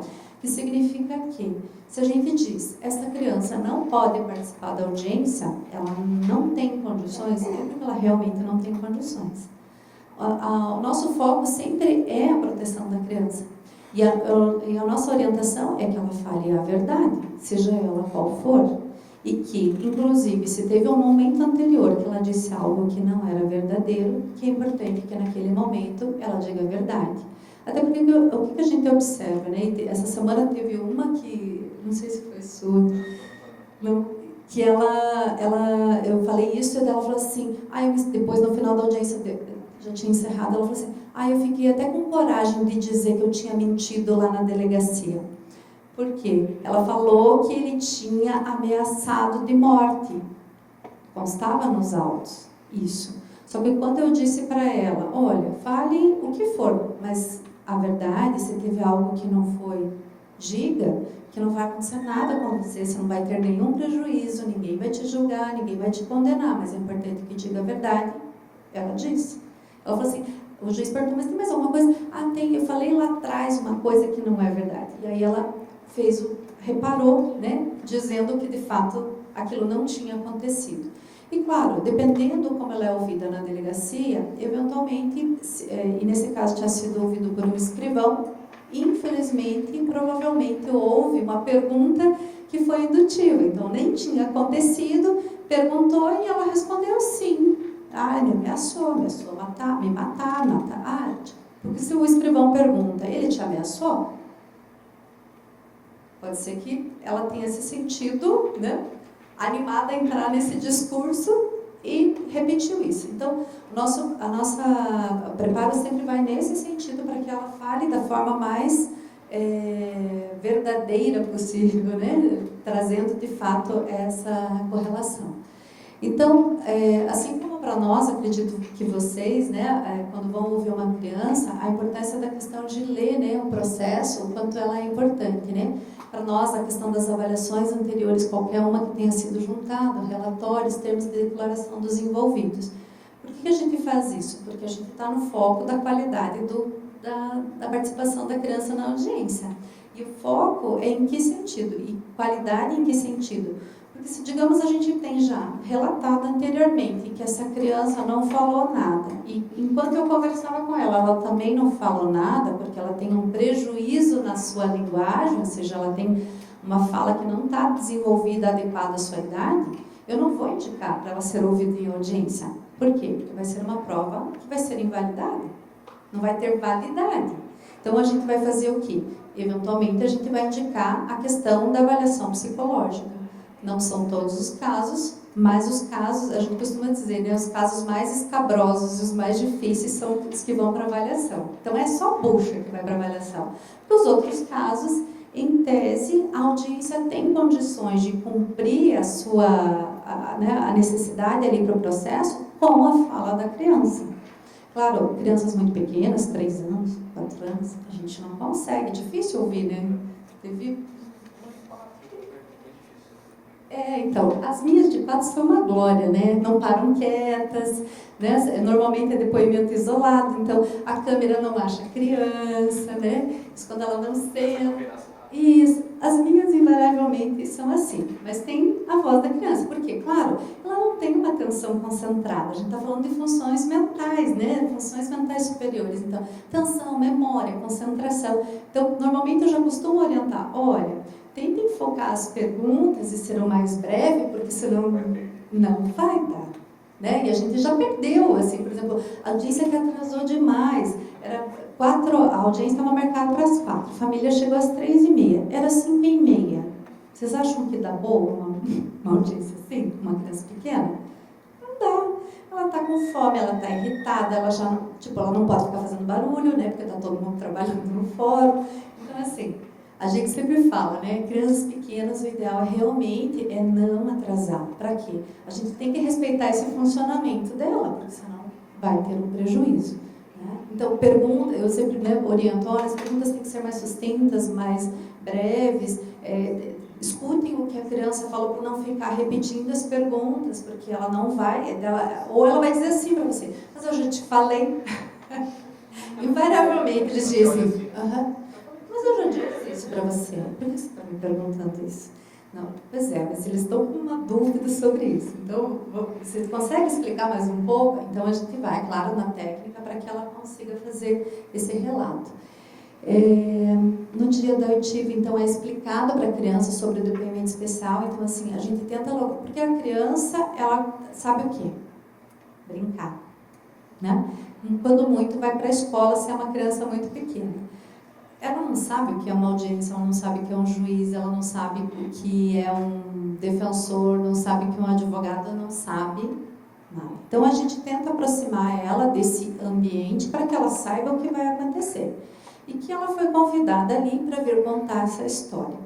E se ela quer contar essa história, que é outro fato, né? Verificação se a criança, adolescente quer falar. Então, a gente sempre vai levar isso em conta, porque realmente a gente não... Eu lembro que no começo do depoimento especial eu me angustiava, né? E eu perguntava, todos os cursos que eu fazia, quando tinha juízes especialmente, e daí o que vocês fazem quando a criança não quer falar? Nenhum me respondia. Né? Porque na realidade, assim, o que se quer é que a criança fale, mas o nosso foco é realmente a proteção. Então, às vezes eu falo, a gente está lá, a gente entende toda essa questão da prova, mas a gente sempre vai focar para que a criança só fale se ela quiser falar. Sempre, sempre. Nosso foco principal. Isso que a gente entende toda a questão do processo e a importância da fala dela, mas a gente não a obriga, a gente mostra para ela. E a opção sempre vai ser dela. Ou quando umas dizem assim pra gente, não, eu não quero falar. Ah, tá bom. Então, você consegue pelo menos ir lá e dizer que você não quer falar sobre o assunto? Daí ela chega lá e ela fala assim, daí, seu nome completo, tá? Eu não quero falar. Então tá. Daí o juiz faz uma pergunta e de repente, daí ela fala tudo. Então, assim, a gente não obriga, a gente dá a opção. Já aconteceu de uma que ela falou assim, não, eu não quero. Desceu para a sala de audiência, falou que não queria. O juiz conversou com ela falou que não queria, se encerrou. Passou uma semana, ela me liga. Eu fiquei pensando no que você me falou, se eu não falar o meu lado, né, só estava eu e ele, se eu não falar, ninguém vai saber, né? Ninguém vai saber. Aí eu nem sei até que fim esse processo levou, mas ela falou que ela queria falar, enfim, orientei passei para o Ministério Público e nem sei o que foi considerado no final das contas, mas foi um único processo que aconteceu isso. E os outros que a criança não quis falar, ela não foi ouvida efetivamente. Assim como crianças às vezes muito pequenas, ela não tem uma linguagem ainda suficiente. A gente se posiciona, olha, essa criança não tem condições nem de passar por uma avaliação psicológica. Eventualmente acontece. São poucos, né? Mas eventualmente acontece. E eu nem sei que desfecho se dá para esse processo. Acaba na casca. Acaba. Então. Mas a gente realmente considera sempre em todas essas hipóteses. Daí a gente vai fazer, então, essa pré-análise das condições psicológicas, linguagem, desenvolvimento, realizado pelo profissional que irá fazer o depoimento especial. Então, a questão, né, tanto do desenvolvimento e as condições psicológicas, por quê? Porque, eventualmente, chega lá, ela está uma pilha de nervosa. Chega porque ela vem com o imaginário da sala de audiência, né, de todos os filmes e coisas que passam nos filmes, na novela, na televisão, e de que a audiência é o quê? Assombrosa, né? É pública, vai para a TV. Então, a gente tem que trabalhar o quê? E tem algumas, eu sempre falo, a preparação que o setor de psicologia faz, a gente não consegue fazer um protocolo. A gente já tentou, mas o que acontece? A gente sempre leva em conta a particularidade, a peculiaridade de cada criança. Então, se chega lá uma pilha de nervosos, o que eu vou fazer? Vou falar, olha, a audiência é assim, assim, assim? Não. Primeira coisa mas por que você está assim? O que você está pensando? O que você pensou quando você recebeu essa intimação, então, que você soube que você teria que vir aqui? Como é que você soube? Minha mãe falou. E o que a tua mãe falou? Falou que eu ia ter que falar tudo. Você não é obrigada a falar tudo. Se você não quiser falar, não precisa. Tá? Tá bom. Dela vai se acalmando. E algumas, eventualmente, a gente até fala para falar na sala de audiência, algumas adolescentes, até eu já indiquei, porque a sala oferece uma contenção, a coisa da mesa e das cadeiras organizadas, para aquela adolescente foi uma contenção, porque ela se sentia protegida, porque a outra sala são sofás, então elas têm uma proximidade tal que fica assim, ó, lado a lado. Não, essa não dava para essa adolescente. E ela queria falar com todos. Então, ela foi para a sala de audiência tradicional, porque ali ela se sentia... E ela falou, não, foi tudo bem, porque estava todo mundo longe de mim. Foi essa impressão que ela teve. Então, a gente leva tudo isso em conta para fazer a indicação, no nosso caso, que temos a possibilidade de indicar o procedimento. E, claro, diminuir, o nosso foco sempre é diminuir os efeitos de danos psíquicos para a vítima, além dos já vivenciados. Porque se a gente está vendo que só de ouvir falar que ela teria que vir, quando ela soube pela mãe que ela teria que vir, ela entrou numa crise de pânico, a gente não pode colocar essa vítima numa situação de falar em audiência. O máximo é a gente considerar a possibilidade, talvez, de ser ouvida numa avaliação psicológica, isso sim, e normalmente a gente até pede um prazo para que, passada a data de audiência, a gente possa fazer um parecer psicológico para verificar se realmente vai ser possível coletar essa prova sem gerar mais um dano. E aí a gente está pensando sempre na questão do quê? Da violência institucional. A gente não pode fazer isso. Então, assim, o que eu acho bem importante, se você puder passar só o próximo slide, que a gente... Tá, era um outro slide, mas não tem problema. O que eu acho bem importante é que, assim, vocês, por exemplo, né, vão participar de uma audiência, participaram lá da audiência, ouviram um depoimento especial. E a gente sabe que tem lá no código a possibilidade de pedir avaliação psicológica. O doutor já não pede mais, né? Exatamente, o doutor é esperto. Ele já sabe, né? Mas, eventualmente, tem alguns operadores de direito, os advogados, né, que estão na defesa, e falam assim, não, mas ela foi ouvida a audiência, agora que faça lá uma avaliação psicológica. A gente tem como protocolo não fazer, em Curitiba. Mas, a gente recebe também carta precatória. Então, essas 2 semanas atrás, eu recebi uma de Piraquara, ou seja, está colada aqui em Curitiba, que ela tinha sido ouvida em audiência, uma audiência de extrema qualidade, foi extremamente qualitativa a fala dela, foi tudo ok, e estavam pedindo avaliação. Pensa uma pessoa irada, sou eu.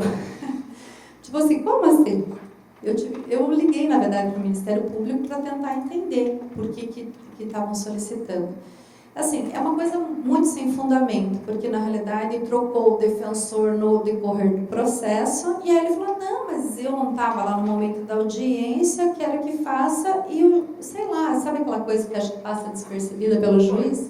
Foi, chegou lá para a gente fazer. Aí o que eu fiz, né? Na realidade, e a gente sempre vai embasar nisso, quando a gente entende que tem um direito que está sendo rompido dessa criança, desse adolescente, a gente vai alertar para isso. Então, eu chamei ela, fiz uma pré-entrevista com ela, falando, olha, o juiz, a gente sabe que você já foi ouvida, mas estão pedindo que faça uma avaliação, isso implicaria em que você falasse novamente sobre os fatos para mim, porque uma avaliação, a gente vai abordar os fatos. E eu queria saber como é para você. Quero te dizer que você não é obrigada, se você não quiser, você não fala. Ela aceitou. Mas assim, e eu queria tanto que ela dissesse não. Eu até falei assim para ela, olha, e antes dela dizer não, eu falei assim, olha, se você quiser, você pode pensar, eu te ligo daqui a alguns dias e você me responde. Mas na realidade, para ela, o poder falar, nem que seja naquele espaço, é terapêutico. É libertador. Por quê? Porque na questão da família, como é um familiar próximo, isso tem um efeito. E ninguém fala do assunto, porque é um tio. Né? Então, a avó sofre por conta disso, o irmão sofre por conta disso, e aquela família sofre por conta disso, e essa menina não tem espaço para falar. Então, ela aceitou falar na avaliação psicológica, contrariando a minha lógica de proteção. Mas, neste caso, estou fazendo avaliação porque, para ela, né, eu já estava assim, pronta, já pensando tudo que eu ia escrever fundamentada, a prioridade da proteção, né, tudo que o doutor colocou ali, né, a gente sabe, já estava pronta, né, na minha cabeça. E ela falou o que queria falar. Então tá, né? Vamos lá. Então, é isso que a gente sempre vai levar em conta. Alguém tem que pensar, né, para essa criança e esse adolescente no sentido da proteção. Nesse caso, somos nós, né, do setor de psicologia. O doutor já falou disso, da prioridade absoluta, né, ser considerado essa condição peculiar de pessoa em desenvolvimento. Inclusive, eu gosto de falar, pensando nisso sempre nas crianças deficientes, que têm sim uma peculiaridade muito maior no seu desenvolvimento, mas que a gente consegue ouvir. Por exemplo, teve um menino, um deficiente, com uma deficiência mental, que ele falava que, quando ele foi contar o abuso, ele falava do espeto. O espeto, daí ele me espetou. Mas o que espetou? O espeto. E onde fica o espeto? Daí ele mostrava. Então, assim, a peculiaridade é conseguir ouvir com a palavra que ele traz. E foi desse jeito que a gente foi durante toda a audiência. Então, quer saber? É o espeto. É como ele domina. Apesar de ter 15 anos. Mas ele tem essa peculiaridade, a gente vai nesse viés. Então, isso é considerar a peculiaridade, né? Quando você fala na lei, é isso. Então, receber informação adequada à sua etapa do desenvolvimento sobre direitos, aí sempre pensando na questão de direitos e garantias, né? E eventualmente na questão da não intervenção, né? Ser ouvido, expressar seus desejos e opiniões, assim como permanecer em silêncio, que tudo isso é respeitado. E a questão de receber assistência psicossocial qualificada, que facilite sua participação, resguarde contra comportamento inadequado dos demais órgãos atuantes no processo. Porque, eventualmente, a gente realmente indica pela não intervenção. Então, não intervenção é não depoimento especial, não avaliação, é nada. São raros os nossos casos ali, até porque a gente tem várias alternativas ali para ela ser ouvida. Mas, eventualmente, isso acontece. Aí eu fiz só a título de curiosidade, para vocês terem uma ideia, como a gente está falando de uma peculiaridade do nosso trabalho, que a criança eventualmente é ouvida também na sala de audiência, e né, os defensores também fazendo as perguntas diretamente. Eu fiz um levantamento de um formulário que a gente aplica a toda criança que participa em audiência lá com a gente. O período que eu analisei foi abril, maio e junho de 2018, totalizando 41 audiências de depoimento especial nesse período de tempo. E daí eu fiz um levantamento da sensação das vítimas antes, durante e depois da audiência. E o outro slide é a definição, como eles definem a questão da audiência. Então, isso é um pouco para desmistificar a ideia de que a criança só pode ser ouvida em depoimento especial. Especial no sentido que só um profissional pode perguntar, que ninguém mais pode falar. Então, se puder passar o próximo slide. Obrigada. Já está aí, ó. Então, antes da audiência, a gente pergunta a sensação, como ela estava se sentindo. Então, assim, 17 falaram que estavam se sentindo mal antes da audiência. Quando a audiência começa, durante a audiência, elas começam a se sentir melhor. Começa a ficar bom. Por quê? Porque ela está sendo acolhida, protegida e realmente escutada, ouvida. E aí, depois da audiência, né, sobe ali o ótimo 14, excelente 12, ou seja, o número depois da audiência, claro, a tendência é que a sensação realmente melhore. Mas eu trago esse número justamente para dizer assim, olha, durante a audiência, se a gente pegar ali o péssimo, estava se sentindo péssimo, o número é 2, durante a audiência. Significa que a gente realmente consegue fazer uma audiência protetiva para essas crianças. Mesmo elas falando sobre algo extremamente traumático, mobilizador, triste e que às vezes a gente tem vontade de chorar junto, ouvindo, e a gente fica com cara de samambaia e paisagem. E ela contando aquilo que a gente sabe que é extremamente grave. Então, assim, a sensação deles, né, das vítimas, de modo geral, crianças e adolescentes, isso eu acho que é um panorama assim, bem significativo. A próxima que eu quero fazer é do ano inteiro. Do ano inteiro, só para a gente ter uma mensuração maior. E aí, a sensação das vítimas falando sobre como elas se sentiram em audiência. Né? Então, são 41 vítimas. Eu que fiz esse critério de positivas, negativas e neutra, né? A partir da fala que é livre delas, né? Que elas tragam uma palavra que tente definir a questão da experiência em audiência. Então, 21 trazem com um conceito positivo, ou seja, de participar em audiência. Maravilhosa, ótima, legal, bom, tranquila, normal, alívio, aparecem muitas, desculpa, ficou pro lado de cá uma letra sem a... Desculpa, e excelente. E negativas, que não são exatamente negativas, é a sensação naquele momento, mas que eu entendo que não é tão... exatamente, é o fato em si, que normalmente é. O mais difícil é falar sobre o fato, não é a audiência, é o fato. Nervoso, angustiante, constrangimento, vergonha, difícil, dolorosa, medo, assustador. Então, essas as falas. E coloquei como neutra, porque quando a gente perguntou para eles especificamente o que queria dizer essa explosão de emoções, é justamente, uma hora foi bom, porque estava falando de assuntos neutros, quando chegou no assunto que é a vivência efetiva, é algo mais, né, difícil para eles. Ou importante, a questão de esclarecimentos. Esclarecimentos, quando essa vítima trouxe, foi no sentido assim, eu pude dizer o que de fato aconteceu, porque ela nunca tinha contado para ninguém com tantos detalhes como ela contou no próprio momento da audiência. Então, hoje a gente pensa, né, a audiência, a nossa de vítima demora, né, doutor? Vai fazer aqui por conta da... Por quê? Porque realmente é qualitativa e realmente criando esse ambiente acolhedor. Próxima, por favor. Estou quase acabando, gente. As questões técnicas e éticas, né? A conduta da entrevista deve ser livre, então o que vocês podem pensar enquanto defensores, né? Se alguém estiver fazendo um depoimento especial e que as perguntas estejam sendo indutivas, está errado. Né? Por quê? Porque não pode ser indutivo. Você tem que convidar a criança a contar, a adolescente a contar o que vivenciou da forma como ela percebeu aquilo que vivenciou. para que a vítima, então, relate da forma como vivenciou e sentiu aqueles fatos. O depoimento especial deve ser conduzido pelo profissional até que se entenda que a criança ou adolescente terminou de relatar o que lembra. Então, assim, normalmente o depoimento especial, ele tem uma durabilidade maior, né, do que às vezes, até com os operadores do direito, porque a gente vai deixando que ela fale livremente.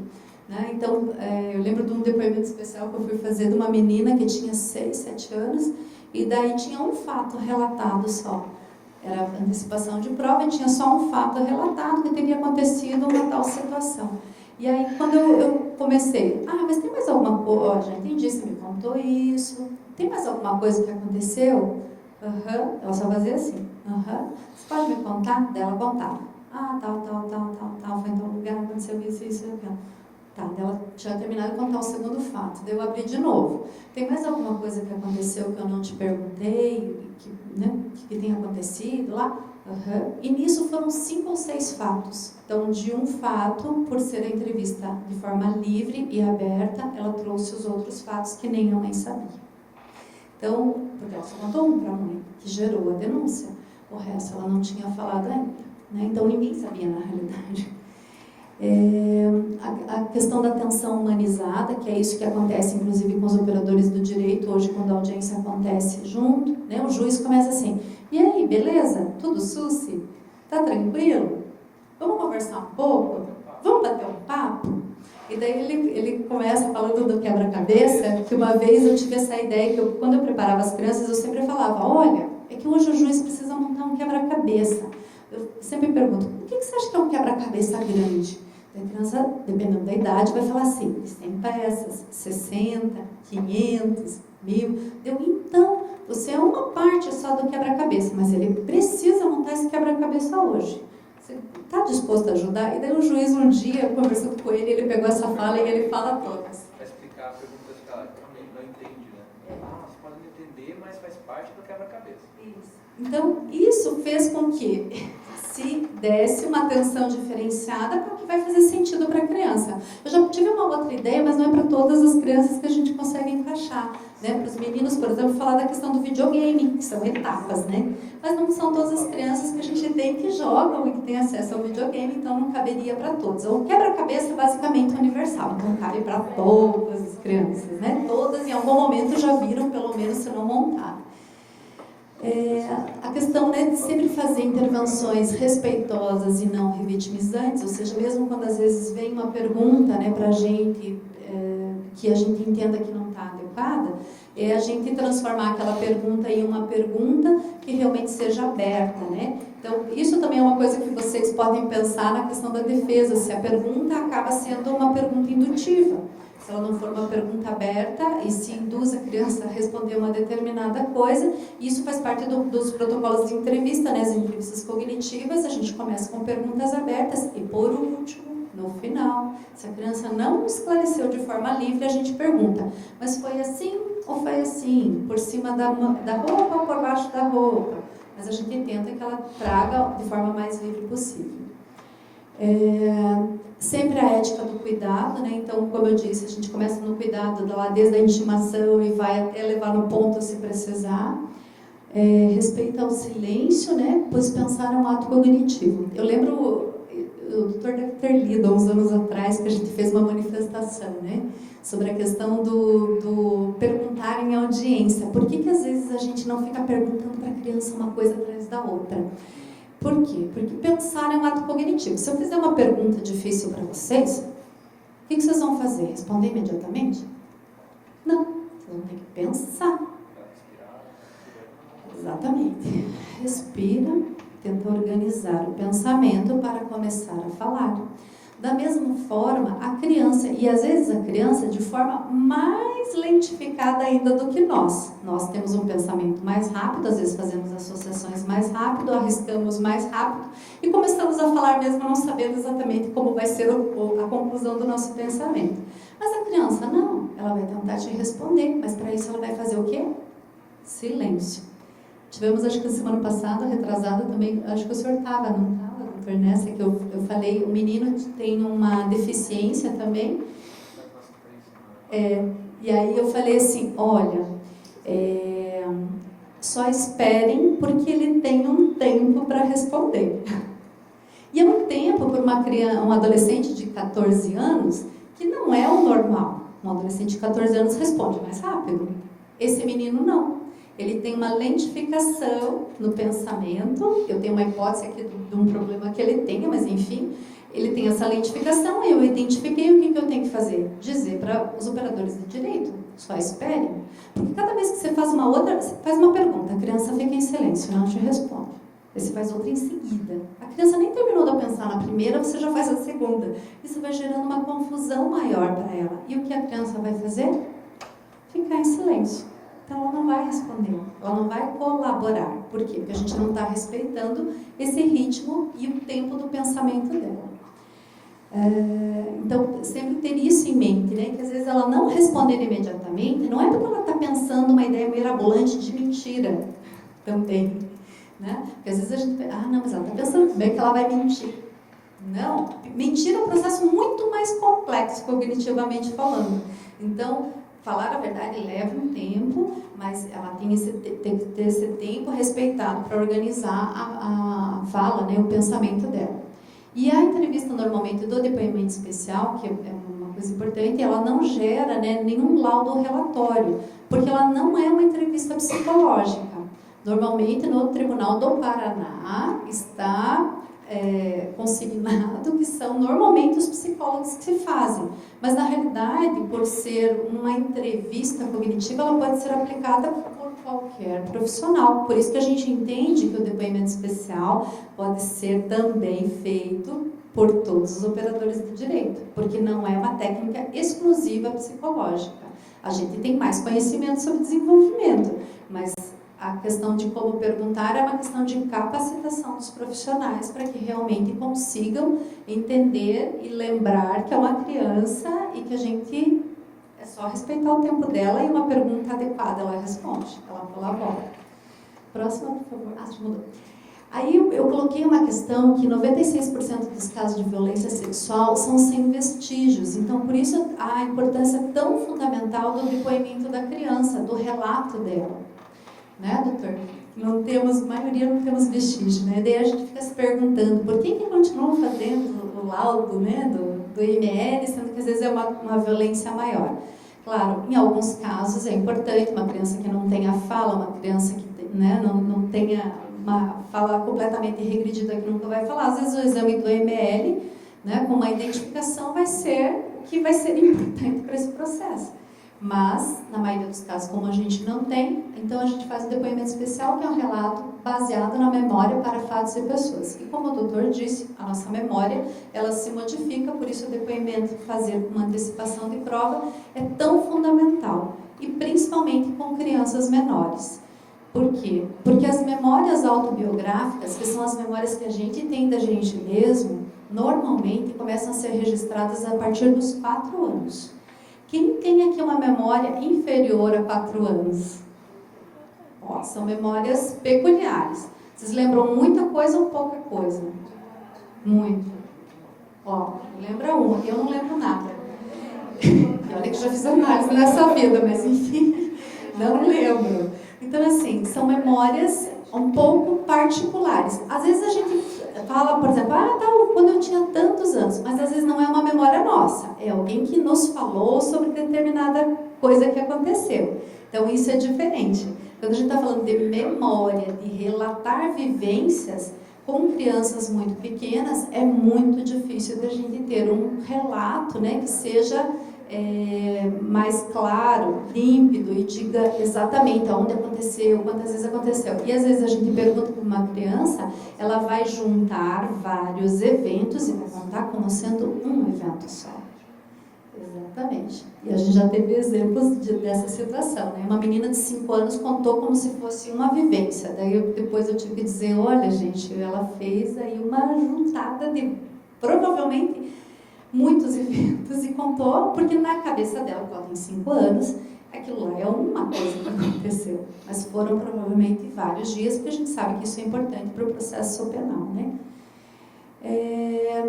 Então, a questão, né, sempre, quando a gente pensa no depoimento especial, a questão de proteger, acolher, escutar, Respeito à peculiaridade de fala da criança, ou seja, se é o espeto, se é o pipi é o pipi, se a perereca é a perereca, e a gente não fica colocando em outros termos para a criança, a gente fala exatamente como ela está nominando. A questão das perguntas abertas e a questão do ritmo da criança, né? Então, às vezes as pequenininhas especialmente, né, doutora, ela está falando lá do fato, daqui a pouco ela começa a falar assim, mas você sabia que eu fui no parque nesse final de semana? E assim, sim, exatamente, sai, né, vai dar um passeio pela sala ali, um depoimento especial, ninguém vê nada, né, tá ela ali. E eu tentando convencer ela a voltar a sentar, né. Não é muito fácil com as crianças menores, mas elas relatam, né, então dentro dessa condição e desse ritmo dela, e a gente respeita isso.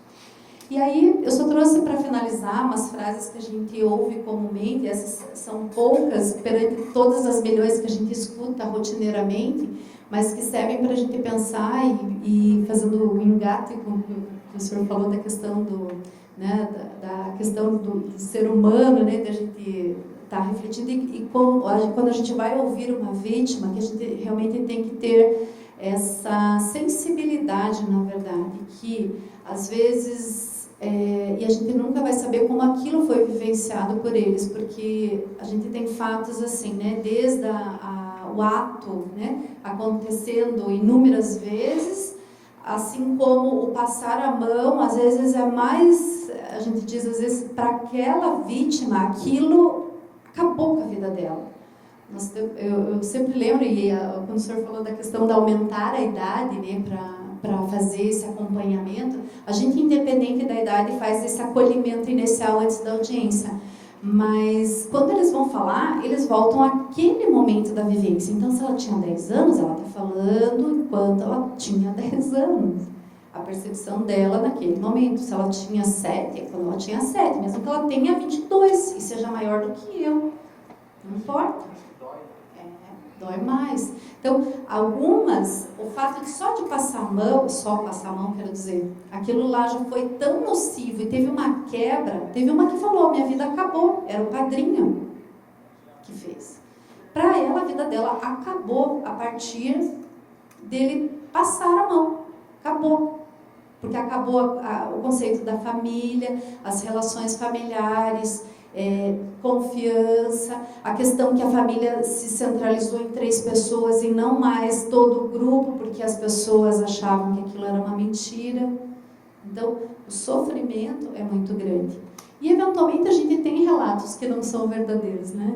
A gente, são poucos, mas, eventualmente, a gente tem.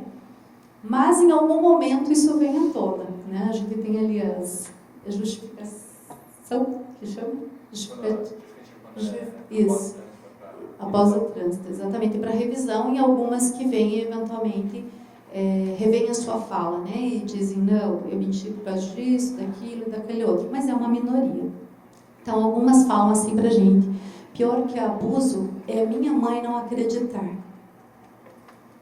Isso é o mais difícil para ela, não foi o que aconteceu. A violência no corpo, a violência, né, sexual, todas as vezes que ela foi abusada. O pior é a mãe não acreditar. Teve uma que disse assim, tento viver o presente, esquecendo o passado e pensando no futuro. Minha família acabou, briguei muito já com a minha família, usei drogas, eu ficava na rua, deixei minha mãe bem enlouquecida. Agora eu tento me apegar à minha família, que é meu bem maior. Mas está muito difícil. Dela fala essa frase de novo. Tento viver o presente, esquecendo o passado e pensando no futuro. Outra que disse que sempre essa sensação de culpa é muito presente nas vítimas, né?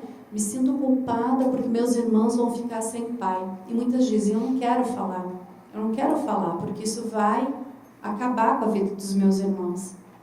Então, são momentos, né, difíceis, peculiares que a gente se depara ali, que é a sensação de cada um, né, de como cada um vivencia. Não quero que ele vá preso, porque minha mãe vai ficar mal. Então, são, né, pequenas frases, na verdade, mas que trazem experiências individuais de várias crianças. E só finalizando com o que o doutor falou da questão de ouvir antes, depois, realmente não há um parâmetro, né, dessa questão da antecipação da prova. O que a gente vê assim, algumas sim conseguem falar, muito melhor às vezes passado um tempo, porque começam a entender que outras coisas são abuso também, ou seja, às vezes a exposição a vídeos, fotos, aquele início, né, que o abusador vai fazendo até chegar à prática em si. Então, às vezes ela só vai ter consciência anos depois.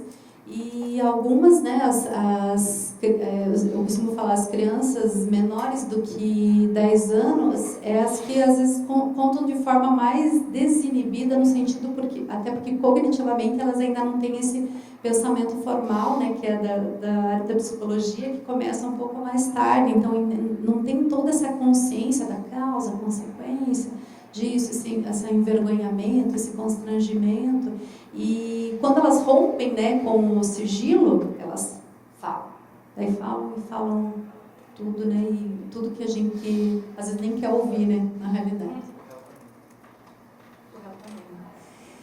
É um pouquinho, gente, da minha experiência. Espero que tenha auxiliado vocês a refletir sobre algumas coisas, e a gente estamos à disposição, doutor, para perguntas.